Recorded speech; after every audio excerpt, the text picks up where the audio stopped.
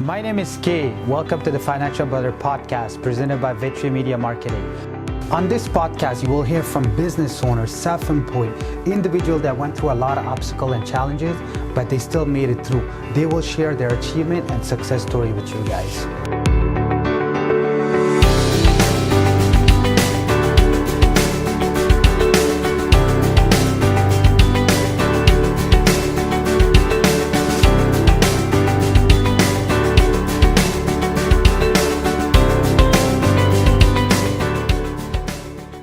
This week, we have the #1 promoter in the South Asian community, for my opinion. He also launched his real estate team called Rain Estate. Please welcome Mr. Arvind. Thanks for having me, brother. Yes, sir. Thank you for being here. So tell us a little bit about yourself. Who's Arvind? Well, Arvind, born and raised in Montreal, Quebec. I'm an engineer, worked in my career for several years, and now I'm exploring the entrepreneurial route of running two businesses, Rain Events and Rain Estate. I believe you're the founder of Rain Events, right? Yeah. So I don't know if there's a team behind this project, and who's Rain and why Rain? Yeah, it's a good question. So so Rain Events, I was one of the founding members in 2013. Late 2013, start of 2014 is when I started the company. I had a friend of mine that I shared the idea with, and he also came on as a founding partner on the business as well. Okay. We started with very small scale events, hosting birthdays, anniversaries, things like that. And then, we eventually scaled up to doing large scale events. And shortly, a couple of years into it, like around just less than 2 years, the founding partner that I started with, had left due to other priorities. Okay. He wanted to focus on his personal goals and career-wise. So then, I was on my own for a little while. So tell me, how did you come up with this idea of, event hosting, and where did the passion come from? Well, to be honest, I always was a people's person. I really enjoy networking with people, socializing with people, and bringing people together was always something I really enjoyed. Hosting people and seeing them have a good time. So I was always, having small gathering amongst friends and this and that. So I'm like, there was the idea of, hey, starting an official event planning company to be able to host people, host birthdays, parties, and eventually do events. So that was kind of how the idea came about, and the rest was history. Yeah. You already hosted many events like Koto Fest, the beach parties, Halloween, New Year's party. Yeah. Which one is what's the most challenging in terms of organizing, and which one was your favorite? I mean, you might have a favorite, right? That's a tough question. Good question, but look, it's hard for me to pick a favorite because. Each of them have their own challenges in a different way. A lot of the events you mentioned, a couple years after starting the business, became my staple events. Like hosting New Year's is what I started the company with. That's one of my, favorite event, if you want to say. It always has a soft spot because that's what really branded Rain Events for me. Yeah. I would say the most challenging one, due to the scale of it, would be the Kotuvela. Yeah. Because I'm not only catering to the first generation of Tamils, but also our parents' generation as well. So the goal behind that event and the vision was really to bring our community together through one event on one day. So there's a lot of logistics involved behind it. With food permits, dealing with the city, and the weather, which is we can't even control. So there's a lot of risks, and it's a high financial project as well, with a lot of moving pieces. So I would say that would be definitely the most challenging project. But how do I say it's the most also rewarding project because other than my other events, which really cater to the first generation of Tamils, the younger generation, this one kind of brings in everybody together. You brought everybody. That's it. You were you had I think 4,000 people, if I believe. I remember correctly. Yeah, you mentioned it's a good, close to between 3,500 and 4,000 people throughout the day. Obviously, people go in and out of the event. Yeah. But the last version of it that we did, it was right before COVID, and we were able to pull off those numbers. Yeah. Are we gonna have maybe a biryani villa or something like that, or it's only gonna be kotu? I don't know. Biryani is a tough call. I think the kotu for our Tamil people always has a soft spot. You know what I mean? Right. So we'll probably stick to the kotu. All right. Your events are always sold out, in a matter of days or maybe hours sometimes. So tell our audience, how much time does it take for the team to put everything in place? The work behind the scenes, because I mean, there's a lot of logistics, a lot of people involved. So if you could maybe elaborate on that, please. Yeah, so it's hard to put kind of a number in terms of hours or days that go into this. Honestly, like I'm happy for my core team, which now I have 2 partners in the business. So look, there's honestly like a lot of time and effort that goes into this. Like from our smallest events that we start about like a month in advance, to some of our large scale events like the Cote de Villa we spoke about, that we start about 3 to 4 months in advance. Like honestly, there's a lot of time, effort, stress, obstacles we have to go through, and like a lot of sacrifices you got to make. Missing out on some occasions and times to spend with family and stuff like that to put this together. So sometimes by the time we deliver a project, like we've gone through a lot.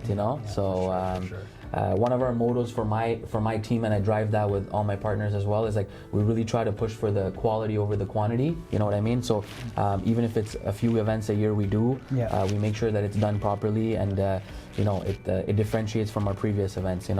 Perfect. Now let's talk about your real estate venture. I think you just started a team with Rain Estate. So where did that come from? I mean, the name was kind of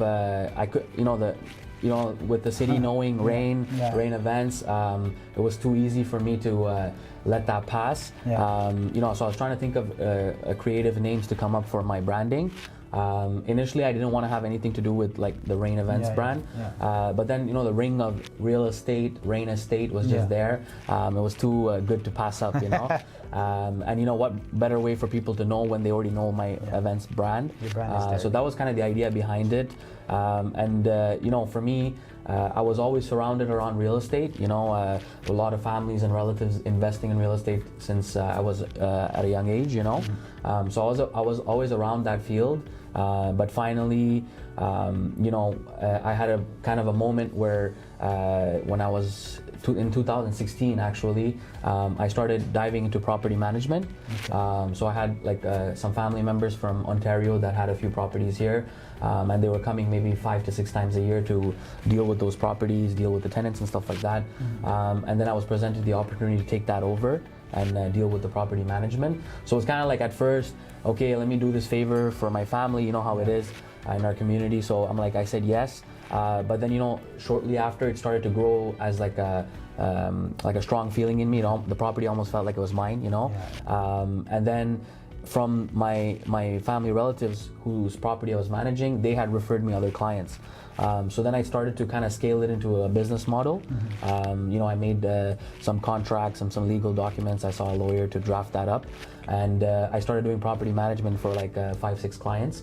I still do, and it was something I never really advertised because I was still in school. I was still focusing on my career, and then in COVID was kind of my trigger point. Obviously with COVID, I couldn't do events.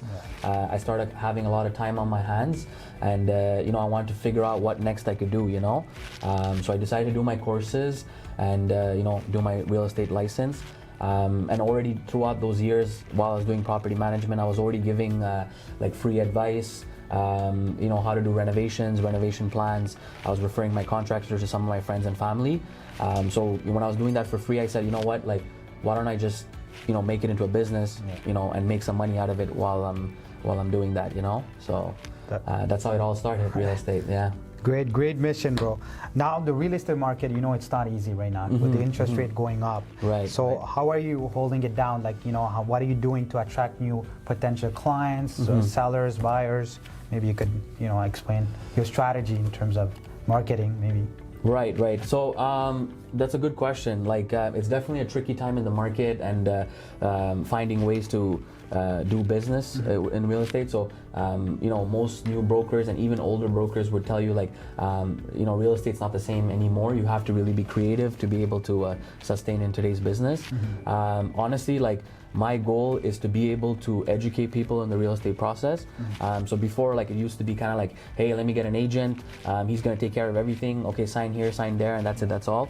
Nowadays it's, people have a lot of questions: why, how, when, they want to know details about it. And rather than just buying them the house, but like showing them the potential of building a real estate portfolio through that transaction is my motto behind this.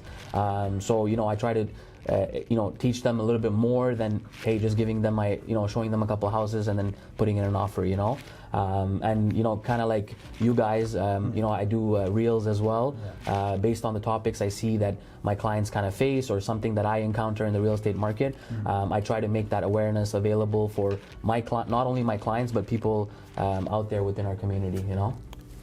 Now the $1 million question: is it time to buy or to sell? Well, honestly, right now it's a full-fledged buyer's market. Honestly, like, buyers, this is a great time to buy. Why do I say that? Is because what more ideal time than shopping for houses with no competition? You could take your time. Almost like a year ago, if we look back to last summer, people were dealing with bidding wars, paying a lot more than the actual price of the properties. So transactions were closing at overvalued prices of homes. Versus now, you're able to really negotiate down the price, make a thorough decision, speak with your families, your partner, and come down to a conclusion on if this property is really yours. And you're paying fair value for the property, if not lower, right? So that's why I say it's a great time. You'll hear everybody say, like, well, the interest rates are too high, right? Look, it's for sure, compared to the 1-2% we saw during COVID, which was an unconventional interest rate, it's definitely a lot higher. What I could say is that right now the interest rates are finally stabilized. Like, the Bank of Canada is not predicting to increase another interest hike. So you're you're at the worst case scenario. It's only going to be positive from here. So you bite the bullet for a year or two, and once the interest rates come down, you'll start seeing the appreciation in the property, or if you're having a rental property, you'll see the cash flow coming in. And at the end of the day, real estate is a long-term game, right? So you're not in it for the short term. So this is a great opportunity for buyers to buy in with no competition. Time to buy, guys. Time to buy. Now, how are you juggling with Rain Events, Rain Estate, and where are you getting the time? It's a time management, it's a skill on its own. So how are you managing everything? Good question. Like, I mean, it does come with the challenges. I'm not perfect at it either. Time, like you said, the key word is time management. When you're an entrepreneur or self-employed, you have all the time in the world, which is great, but how you use that time is what makes or breaks being an entrepreneur, right? One thing the advantageous thing in my situation is that Rain Events is a properly built business. The foundation is strong. I have two partners, Ano and Sobi, on the team as well. Ano, who came on, he's well experienced. He's been on the team with me since 2016. So it's easy for me to know that I have a good backbone even if I'm preoccupied with certain things, or my new business, which is Rain Estate. I know I have a good foundation in Rain Events, so it allows me to really go and put my focus a little bit more on my new baby, if you want to say, which is Rain Estate, and have the trust in my team to be able to execute our projects. And this way, both businesses are growing. And in the business, honestly, like, in the Rain Event side, in the last year or two, I've taken a little bit more of a behind the scenes role. My main partner Ano is now mostly dealing with the front end of it, and I'm trying to let him be kind of the face of the brand. And it's always nice because I did my run. I brought my ideas and my flavor to the table, but sometimes somebody else brings a different flavor to the table, right? So it's nice to see how the events visions are executing a bit different, and we still get the same results from our projects, right? Good. Rain Events, Rain Estate. What's the next Rain? Oh, that's a big question. Listen, for now, there's no next Rain. Like I said, I think these are you need to know what you can handle and juggle. So for me right now, my goal this year is to really work with more family, friends, and other clients, helping them achieve their real estate goals. So Rain Estate is going to be my main bread and butter this year. And with Rain Events, my goal is to continue to deliver unique projects. So as I said to you, we have certain staple events, but each time we do those staple events, we try to give them a different experience and not just repeat the same thing. So we're really meticulous on the details. So and my whole basis of doing Rain Events was always to make some noise as Montreal, put Montreal on the map. Like, I have artists reaching out from across the world, wanting to do shows here, and I want to continue to, keep that name for Montreal and for my event planning company going. Are you planning to host any event outside of Canada? That's a good question.